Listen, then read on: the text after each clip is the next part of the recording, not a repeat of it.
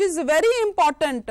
ఆ ఎంఈఓ, ఆ హెచ్ఎం, ఆ క్లస్టర్ రిసోర్స్ పర్సన్ వాళ్ళ ఒక్క ప్రణాళిక తయారు చేస్తూ ప్రతి స్కూల్లో వెళ్ళాలి. ఏం చేయాలి? ఆ స్కూల్లో వెళ్ళి ఫస్ట్ ఆ టీచర్కి అలాంటి ట్రైనింగ్ ఉందా లేదా, ఆ ట్రైనింగ్లో ఏదైనా మీకు లోపాలు కనపడితే మీరు దయచేసి వెంటనే అలాంటి టీచర్స్కి పిలిపించి మీరు ఆ క్లస్టర్ హెచ్ఎం తన దగ్గర పిలిపించి వాళ్ళకి ట్రైనింగ్ ఇవ్వండి. నంబర్ 1. నంబర్ 2, ఆ టీచర్స్కి మీరు మోటివేట్ చేయాలి. అదేవిధంగా ఆ టీచర్స్కి కూడా మీరు మోటివేట్ చేయాలి. ఎందుకంటే ఇది చాలా 100% ఇది the most important work in education.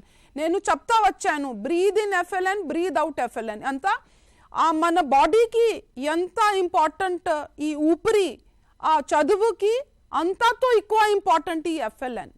So కాబట్టి దీని మీద ఒక మంచి ప్రణాళిక తయారు చేస్తూ మీరు ముందుకి వెళ్ళాలి. సో టీచర్కి ట్రైనింగ్ ఇవ్వండి.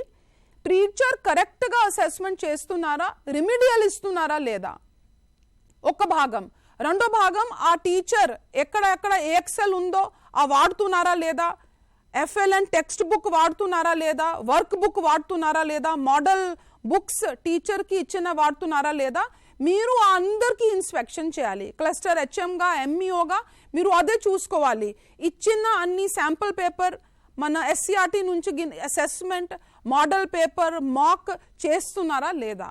ఒకవేళ మంచిగా చేస్తున్నారంటే చాలా సంతోషం, చేయలేదంటే ట్రైనింగ్ ఇవ్వండి. రెండోది, ఒక స్టూడెంట్ దగ్గర వస్తే ఒకవేళ ఆ స్టూడెంట్ మీరు కూడా మీ ఇన్స్పెక్షన్ వెళ్ళినప్పుడు మీరు స్పాట్ ఇన్స్పెక్షన్ చేయండి. ఏ పిల్లలు చాలా మంచి అసెస్మెంట్లో ఉన్నారంటే మీరు ఓరలీ అడగండి, అక్కడ రీడింగ్ పెట్టండి. ఖచ్చితంగా ఇది చాలా అవసరం. మీరు ఏదో ఒక పిల్లలకి కొద్దిగా స్ట్రెంథనింగ్ కావాలంటే వాళ్ళకి 1-to-1 రెమిడియల్ ఇవ్వండి. ఆ మంచి ఉన్న పిల్లలతో రెమిడియల్ చేయండి, లేకపోతే టీచర్ టు టీచర్ రెమిడియల్ చేయండి.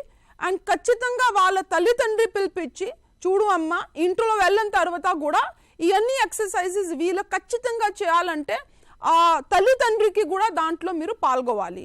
ఇదే విధంగా మీరు అక్కడ ఉన్న అమ్మ ఆదర్శ్ పాఠశాలకి పిలిపించి మీరు కూడా మీ ఎస్హెచ్జిలో, మీ విఓ మీటింగ్లో, మీరు సంఘాల్ మీటింగ్లో, మీరు మండల్ మహిళా సమాఖ్య మీటింగ్లో, డిస్ట్రిక్ట్ జిల్లా మహిళా సమాఖ్య మీటింగ్లో ఖచ్చితంగా ఎఫ్ఎల్ఎన్ అనేది ఒక అజెండా లాగా చర్చించాలి.